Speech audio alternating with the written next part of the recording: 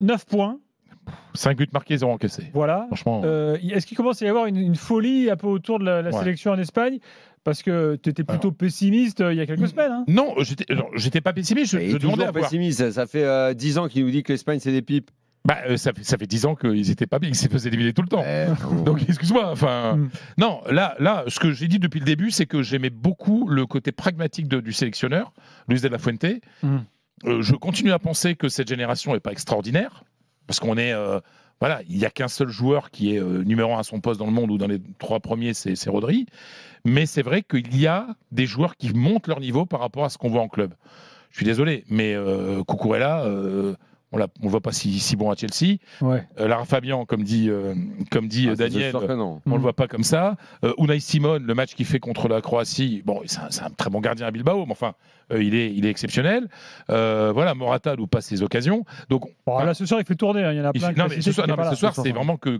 C'est les barbiers, c'est les barbeurs. Ce match, je suis content de l'avoir vu ce soir pour deux raisons. Barbershop ce soir. Je suis content de l'avoir vu pour 2 raisons. Et la première est un constat, c'est que en fait, Luis de la Fuente n'a pas imposé simplement cette nouvelle manière de jouer, ça y est, en jouant sur les ailes, parce quand il y a Lamine Yamal et Nico Williams, mais parce qu'il a vraiment vu jouer comme ça. Parce que ce soir, tu vois le positionnement de Ferran Torres, tu vois le positionnement de Oyarzabal, et ben il veut vraiment jouer sur les ailes. C'est-à-dire que c'est comme ça qu'ils veulent faire. Et ça. Après, c'est pas la même chose, c'est pas la même explosivité avec les deux non, mais tu regardes par où passer les ballons. Non, mais qu'ils essayent de faire la même chose. OK.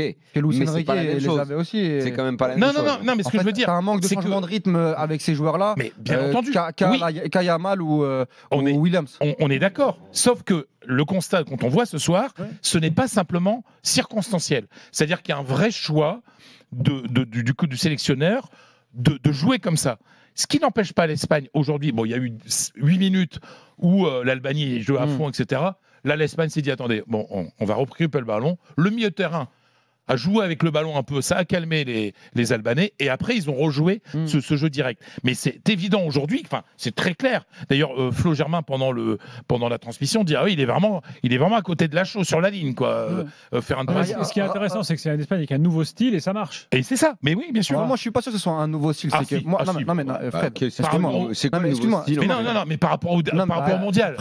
Par rapport au mondial. Par rapport au mondial, je sais que c'est beaucoup plus direct. Je sais que je suis sur une table où on n'aime pas trop Luis Enrique, mais Luis Enrique, s'il avait pu avoir le Nico Williams de cette année après Bilbao et Lamine Yamal, je pense que parce qu'en fait, encore une fois, non mais là-dessus, moi je suis d'accord. Non mais les deux joueurs, il avait Ferran Torres, il jouait pas si excentré. Ferran Torres et Oyarzabal, c'est pas le même type de joueur. Non mais ce soir, Ferran Torres fait un très bon match. Très bien, Fred, laisse-moi terminer. Je vais t'expliquer.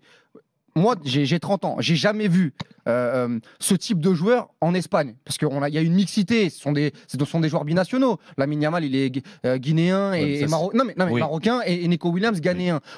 J'ai très rarement vu à ces postes-là, chez les Espagnols, des joueurs en capacité athlétique, notamment sur le premier coup de rein, de faire d'autant de différence. C'est un pays d'émigration, pas un pays d'immigration. D'accord, très bien. C'est normal qu'il n'y ait pas de joueurs binationaux. Ce que je veux te dire, c'est qu'aujourd'hui, ce mix entre contrôle, intelligence, plus ces deux joueurs-là qui ont une qualité d'élimination, on ne les avait pas sur les dernières années. Quand tu es obligé de faire jouer des milieux de terrain et lier ces profils-là, arrive au point nommé pour l'Espagne. C'est que il ne joue pas comme ça qu'avec Nico Williams. Compris ça, Fred. Non, mais excusez-moi de son analyse tactique. Mais ça n'a pas la même efficacité. Et ce soir, ça a marché quand même. Fred, de toute façon, c'est pas le titulaire. Ça n'a pas la même efficacité. Et d'ailleurs, quand tu prends tout l'historique de l'équipe d'Espagne depuis 2008 et son avènement au plus haut niveau, ça a marché, le fameux triplé, parce qu'ils sont techniquement au milieu tellement supérieurs. Et ils jouent quand même avec des attaquants au début, Nino, Torres, et après Villa, mais aussi Cesc Fabregas en faux numéro 9. Non mais et Iniesta sur le côté à un moment donné, et David Silva à un moment donné sur le côté, parce qu'ils n'avaient pas ces joueurs-là offensivement. Mais techniquement, tu es tellement au-dessus que ça marche. Mais n'oublions jamais que la Coupe du Monde 2010, où ils méritent assurément, mais ils ne gagnent que 1-0 leur match. C'est d'ailleurs le champion du monde qui marque le moins de buts dans l'histoire de la Coupe du Monde. Parce qu'il y avait beaucoup de contrôle. Et c'est pour ça que là, en revanche, je suis d'accord avec toi dans ta première analyse, mais pas sur la deuxième. Quand tu dis vous n'aimez pas Luis Enrique et tout, c'est que ce système-là, quand tu n'as pas les joueurs explosifs, ou que tu n'es pas à ce point supérieur techniquement dans le jeu, fait l'échec de l'Espagne post-2012, 2014, 2016, 2018, parce qu'en fait, tu ronronnes à la dernière Coupe du Monde. Donc, quand l'entraîneur ne sait pas s'adapter à ça, et c'est ça le reproche que je fais à Luis Enrique, quand il ne sait pas s'adapter, fait autre chose. Là, maintenant, pour l'Espagne, honnêtement, le match que j'ai vu contre l'Italie et celui contre la Croatie, où tu peux faire ça, où tu as, ce qui est pour moi le meilleur joueur du monde, Rodri, au milieu, à son poste, bien sûr, capable de tout organiser, de tout contrôler, et même de faire croire que le duo des Français derrière est fort, alors que ce n'est pas des monstres, mais ça suffira largement. Laporte a fait un gros match ce soir. Et moi, je pense qu'il va prendre la place de Nacho. Ce n'est pas des pipes non plus. Non. Ça va, quoi. Oui. Rodri, ses milieux de terrain, et si les deux, parce qu'après, comme ils sont jeunes, sont-ils fiables tout le temps d'une compète, on ne sait pas. Mais si tu as ça, même Morata, il va passer pour un super neuf. Mais bien sûr. Parce que Morata, il va servir par des super centres. Et Morata, de la tête, il est très bon aussi. La technique naturelle des Espagnols, leur esprit de compétition, parce que ça, ils sont forts.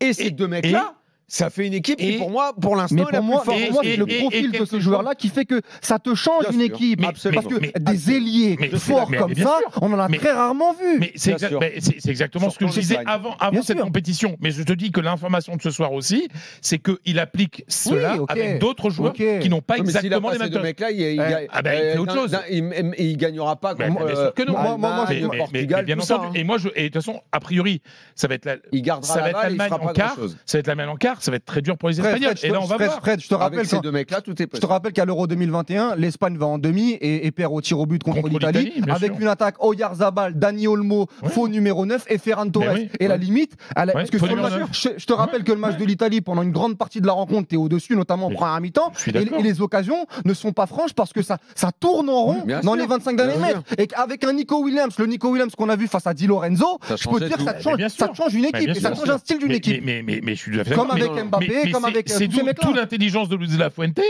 qui était étonné d'être sélectionneur, qui s'est dit avec ces mecs-là, il connaissait les mecs chez les jeunes, il dit avec ces mecs-là, je peux me permettre de jouer comme ça. Ça devient une addition dans le football d'aujourd'hui. Merci, c'est le mot. C'est l'addition avec des milieux de terrain. Parce que même ce soir, quand tu vois Dani Olmo, il a un très bon niveau. C'est un vrai numéro 10 avec un bon match.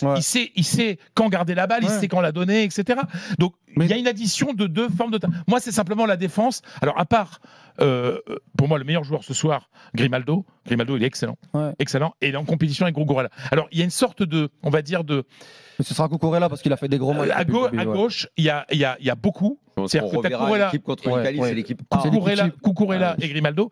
À droite, tu n'as finalement, tu n'as que Carvajal et qui est un vieux. Voilà. Mais non, mais c'est une blessure. Mais s'il n'y a pas de blessure. Non, le problème, c'est qu'il y a une blessure et c'est longue compétition. Et lui, il a tout joué cette saison. C'est le remplaçant. J'aimerais bien avoir Carvajal dans ma sélection latéral droit. Mais bien entendu. Avec le vice, etc. Et Jean, pour la prochaine compétition, il y a qui à droite en Espagne? Bonne question. Pour les jeunes, pour l'instant, il y a un certain vide. On ne peut pas dire qu'il y ait personne soit excellent. Bonne question, je ne l'ai pas. Mais pour l'instant, il n'y a pas. Mais clairement, cette équipe-là, on va voir après. Parce elle est agréable. C'est quart de finale contre l'Allemagne. On va voir le 8e de finale. Ils vont tomber contre un meilleur troisième. C'est Hongrie, Slovaquie. Hongrie. Non, pas Hongrie. Hongrie, ça va être chaud. C'est pour qu'ils passent. C'est comme l'Italie ce soir est passée. Slovaquie, je pense que ça peut. Oui, je suis. Non, mais là, sur les remplaces. Ce qui est clair, c'est le cas. Après, moi, ce que j'aime, c'est qu'il y a. Parce que, tu sais, le foot, c'est aussi un groupe qui fonctionne bien. Toutes les planètes ont été alignées lors du premier match. Ça crée quelque chose. Les Barcelonais, les Espagnols, ils sont les Barcelonais et les Espagnols, les Madrilènes, tu vois le lapsus. Tout le monde s'entend bien. Il y a une vraie émulation. Et puis tu as un sélectionneur. Désolé, je ne veux pas dire du mal de Luis Enrique, qui laisse les joueurs devant. C'est l'euro des joueurs. C'est pas Luis Enrique qui prend tout sur lui. Qui est sa technique? On le sait. Sa technique pendant le mondial, c'était je fâche tout le monde contre moi et je protège les joueurs. Là, il n'y a pas besoin de protéger les joueurs. Bon, c'est ça sa technique. Peut-être que ça va marcher. Pas remarqué. Ah bah oui, non, mais je vous l'avais dit avant. Ça, moi, je comprends pas à quoi ça sert en termes de communication de faire ça. À part de braquer tout le monde. Et puis, Luis de la Fuente, il fait pas de tweets le soir. D'ailleurs, il sait pas ce que c'est. Donc. Non mais c'est mieux. Non mais c'est un coach à l'ancienne. Il y avait Papi qui était là. Il y a Del Bosque. Mais tu sais, Luis de la Fuente. J'ai pas beaucoup vu le match, mais j'ai moins vu ça. Faut toujours s'en renseigner sur l'équipe. Vous savez, on se moque, on s'est beaucoup moqué de Luis de la Fuente. Ça aussi, c'est une information. Moi, je me souviens. Moi, je me souviens. Del Bosque, quand il est venu faire le pompier de service au Real Madrid, personne ne pensait qu'il pouvait être ça pouvait être un grand coach. Et le mec, il est champion du monde et il gagne l'Euro derrière. Oui, donc Luis de Fuente, tu sais jamais. Mais il a accompagné avec intelligence. Il a rien inventé, mais il a accompagné. C'est bien. Il a accompagné avec intelligence des joueurs qui savaient tout faire, quoi.